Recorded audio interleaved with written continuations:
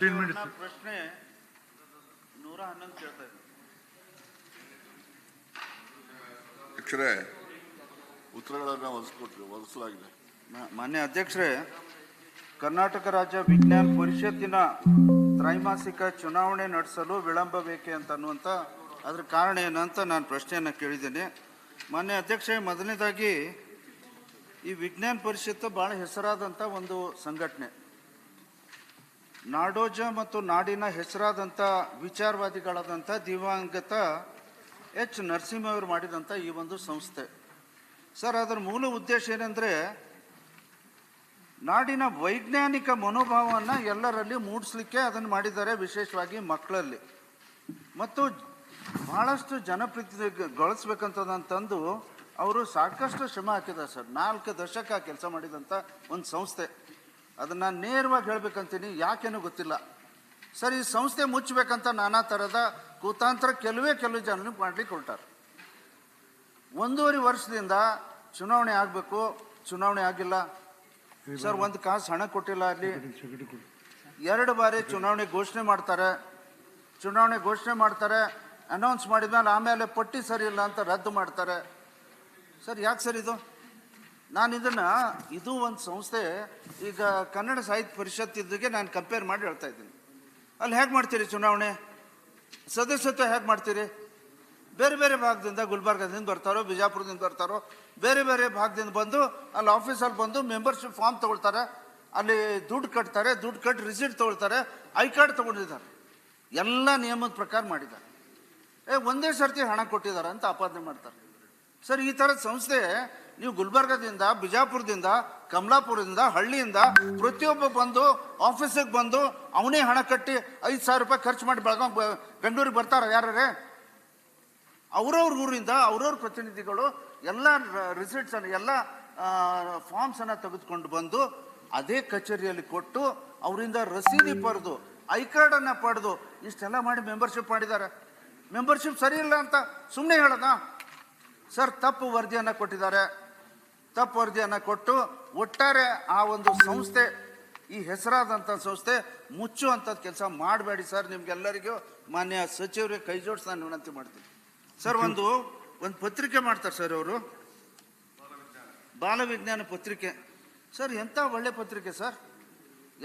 ಎಲ್ಲ ವಿದ್ಯಾರ್ಥಿಗಳಿಗೆ ಮೂಢನಂಬಿಕೆಗಳು ನಮ್ಮ ಭಾಗದಲ್ಲಿ ಭಾಳ ದೊಡ್ಡ ಪ್ರಮಾಣದಲ್ಲಿ ಇತ್ತು. ತಾವು ಗಣಗಾಪುರನ ಮತ್ತು ಬೇರೆ ಬೇರೆ ಕಡೆ ಗತ್ತರ್ಗ ಸರ್, ನಮ್ಮ ಭಾಗದಲ್ಲಿ ಸಚಿವರು ಇದ್ದಾರೆ. ಆ ಗತ್ತರ್ಗದಲ್ಲಿ ಎಂಥ ಮೂಢನಂಬಿಕೆ ಏನೇನೋ ಮಾಡ್ತಿದ್ರು, ಅದನ್ನೆಲ್ಲ ಬಂದ್ ಮಾಡಿದ್ದಾರೆ. And the credit goes to ವಿಜ್ಞಾನ ಪರಿಷತ್ಗೆ. ಅಂಥ ಸಂಸ್ಥೆಯಿಂದ ಯಾಕೆ ಮುಚ್ಚಾಕ್ಲಿಕ್ಕೆ ಕೊಟ್ಟಿದ್ರಿ ಅಂತ ಗೊತ್ತಾಗ್ತದೆ. ಕೋರ್ಟಿಗೆ ಹೋಗಿದ್ರಿ ಅಂತ ಹೇಳ್ತಾರೆ. ಈಗ ಕೋರ್ಟಿಗೆ ಯಾಕೆ ಹೋಗಿದ್ರೆ ಚುನಾವಣೆ ಮಾಡಿದ್ದಾರೆ, ನ್ಯಾಯ ಸಿಗುತ್ತೆ ಅಂತ ಸರ್. ಅವರು ಅಧ್ಯಕ್ಷ ಆಗಿದ್ರು ಸರ್. ಇಲ್ಲ ಯಾರು ಕೇಳುದಿಲ್ಲ, ಕೇಳಿದ್ರು ಒಬ್ರು. ಅಲ್ಲ ಸರ್, ಇಲ್ಲ ನೋಡು, ಅಧ್ಯಕ್ಷ ಆಗಿದ್ರು. ಇಲ್ಲ ಕೊಡಂಗಿಲ್ಲ, ಕೊಡಂಗಿಲ್ಲ. ಕೇಳಿದ್ರು ಅವರು ಮಾತಾಡ್ತಾರೆ. ಪ್ರಶ್ನೆ ಯಾರು ಕೇಳ್ತಾರೆ? ಅಧ್ಯಕ್ಷ ಆಗಿದ್ರು ಅವರು. ಒಂದೇ ವಿಚಾರ ಹೇಳಿ. ಉತ್ತರಾಳಿ ಇಲ್ಲ ಕೊಡೋದಿಲ್ಲ. ಸನ್ಮಾನ್ಯ ಸಭಾಧ್ಯಕ್ಷರೇ, ವಿಜ್ಞಾನ ಪರಿಷತ್ತು ಪ್ರಾರಂಭ ಮಾಡಿದ್ದು ಬಹಳ ಮುತ್ಸದ್ದಿಗಳು ಎಚ್ ನರಸಿಂಹಯ್ಯನವರು ಆದಿಯಾಗಿ ಸೇರಿ ಮಾಡಿರ್ತಕ್ಕಂಥದ್ದು. ಅದು ಚೆನ್ನಾಗಿ ನಡಿಬೇಕು ಅಂತಕ್ಕಂಥದ್ದೇ ನಮ್ಮೆಲ್ಲರ ಆಶಯ. ಅದರಲ್ಲಿ ಯಾವುದೇ ಎರಡನೇ ಮಾತಿಲ್ಲ. ತಾವು ಪ್ರಸ್ತಾಪ ಮಾಡಿದ್ರೆ, ತಾವೇ ಹೇಳಿದ್ರೆ, ಯಾರಾದ್ರೂ ಸದಸ್ಯರಾಗಬೇಕಾದ್ರೆ ಅವರೇ ಬರಬೇಕು, ಅರ್ಜಿ ಫಾರಂ ತಗೋಬೇಕು, ತುಂಬಬೇಕು, ಅವ್ರ ವಾಸದ ವಿಳಾಸ ಅದೆಲ್ಲ ಕೂಡ ಕರಾರುವಕ್ಕಾಗಿ ಕೊಡಬೇಕು ಅಂತ ಅದ ಬೈಲಾದಲ್ಲೇ ಕೂಡ ಇದೆ. ಇವರು ಒಮ್ಮೆಲೆ 39,97,000 ರೂಪಾಯಿ ಒಬ್ಬ ಮನುಷ್ಯ ಬ್ಯಾಂಕ್ಗೆ ಜಮಾ ಮಾಡಿ ಫಾರಂಗಳನ್ನ, ಇನ್ಕಂಪ್ಲೀಟ್ ಫಾರಂಗಳನ್ನ ಆಫೀಸಲ್ಲಿ ಸಬ್ಮಿಟ್ ಮಾಡಿದ್ದಾರೆ. ಇದು ಸರ್ ಹೇಳಿ, ಆಫೀಸಲ್ಲಿ ಸಬ್ಮಿಟ್ ಮಾಡಿದ್ದಾರೆ. 39,97,000 ರೂಪಾಯಿ ಹಣ ಬನಶಂಕರಿ ಒಂದು ಬ್ಯಾಂಕಿಗೆ ರೆಮಿಟೆನ್ಸ್ ಮಾಡಿದ್ದಾರೆ. ಒಬ್ಬನೇ ಮನುಷ್ಯ. ಅವನು ಯಾರು ರೆಮಿಟೆನ್ಸ್ ಮಾಡಿದ್ದಾನೆ ಅಂತಕ್ಕಂಥ ಚಲನಲ್ಲಿ ಸಹಿನೂ ಇಲ್ಲ. ಆದ್ರೆ ಮೊಬೈಲ್ ನಂಬರ್ ಇದೆ. ಆ ಮೊಬೈಲ್ ನಂಬರ್ ಯಾವುದು ಅಂತ ಹೇಳಿ ಪತ್ತೆ ಮಾಡಿದ್ರೆ ಒಬ್ಬನೇ ವ್ಯಕ್ತಿ ಇದ್ದಾನೆ. ಆ ವ್ಯಕ್ತಿ ಹೆಸರು ನಾನು ಹೇಳಲಿಕ್ಕೆ ಹೋಗೋದಿಲ್ಲ. ಇವರೇ ತಿಳಿಸ್ದಂಗೆ ಅವ್ರು ಬರಬೇಕು, ಫಾರಂ ಕೊಡಬೇಕು, ಅವ್ರ ಫೋಟೋ ಐಡಿ ಕೊಡಬೇಕು, ಇವೆಲ್ಲ ಕೊಟ್ಟು ಮಾಡಬೇಕು. ಅವೆಲ್ಲ ಮಾಡಿದಿದ್ರೆ ಈ ಸಮಸ್ಯೆನೇ ಉಂಟಾಗ್ತಿರ್ಲಿಲ್ಲ. ಇವರೇ ಒಮ್ಮೆಲೆ ಬ್ಯಾಂಕಿಗೆ 39,97,000 ರೂಪಾಯಿ ಜಮಾ ಮಾಡಿ ಆಮೇಲಿಂದ ಫಾರಮ್ಗಳು ಅವರೇ ಅಧ್ಯಕ್ಷರು ಇರ್ತಾರೆ, ಅವರೇ ಕಾರ್ಯದರ್ಶಿಗಳು ಇರ್ತಾರೆ. ಇವನ್ ಫಾರಮ್ನು ಕೂಡ ಇನ್ಕಂಪ್ಲೀಟ್ ಇದಾವೆಲ್ಲ. ನಾನೆಲ್ಲನೂ ವೆರಿಫೈನು ಮಾಡಿಸಿದ್ದೀನಿ. ಇದೇನೇ ಇದ್ರೂ ಕೂಡ ಅವರೇ ಹೇಳ್ದಂಗೆ ಯಾರು ಕೂಡ ಕಚೇರಿಗೆ ಬಂದು ಅರ್ಜಿಗಳು ಕೊಟ್ಟು ಅವರ ವಿಳಾಸದ ಮಾಹಿತಿ ಕೊಟ್ಟು ಎಲ್ಲ ಮಾಡಿದಿದ್ರೆ ಈ ಸಮಸ್ಯೆ ಉಂಟಾಗ್ತಾ ಇರಲಿಲ್ಲ ಅನ್ನೋದು ನೀವು ಹೇಳಿದ್ದಕ್ಕೆ ನಿಮ್ಗೆ ಉತ್ತರ ಇಲ್ಲ. ಎರಡನೇದು ಸಭಾಧ್ಯಕ್ಷರೇ, ಈಗ ಇದೆಲ್ಲ ಎನ್ಕ್ವೈರಿಗಳಾಗಿದ್ದಾವೆ, ಲೋಕಾಯುಕ್ತದಲ್ಲಿ ಹೋಗಿದೆ, ಮತ್ತೆ ಸಿವಿಲ್ ಕೋರ್ಟಲ್ಲಿ ಹೋಗಿದೆ. ಸಿವಿಲ್ ಕೋರ್ಟಲ್ಲೂ ಒಂದು ಡಿಸ್ಪ್ಯೂಟ್ ಇದೆ. ಇವೆಲ್ಲ ಕೇಸಸ್ಗಳು ಎಲ್ಲ ನಡೀತಾ ಇದೆ. ಅದಕ್ಕೆ ನಾವು ಅದನ್ನ ಅಡ್ಮಿನಿಸ್ಟ್ರೇಟರ್ನ ಹಾಕಿದ್ದು ನಿಜ. ಅಡ್ಮಿನಿಸ್ಟ್ರೇಟರ್ಗೆ ಯಾರ್ಯಾರು ಏನೇನು ಅರ್ಜಿಗಳು, ಸುಮಾರು 7 ದೂರರ್ಜಿಗಳು ಬಂದಿವೆ. 7 ದೂರರ್ಜಿಗಳ ಮೇಲೂ ಕೂಡ ವಿವರವಾಗಿ ತನಿಖೆನೂ ಕೂಡ ಮಾಡಿಸಿದ್ದೀವಿ. ಕೆಲವು ಸಾಬೀತಾಗಿದ್ದಾವೆ ಬಂದಿವೆ, ಕೆಲವು ಸಾಬೀತಾಗಿಲ್ಲ ಅಂತಿದೆ. ಅದಕ್ಕೆ ನಮ್ಮ ಇಲಾಖೆಯಲ್ಲಿ ನಿಯಮಾನುಸಾರ ಕ್ರಮ ತಗೊಳ್ಳೋದಕ್ಕೆ ನಾನು ಸೂಚನೆ ಮಾಡಿದ್ದೀನಿ.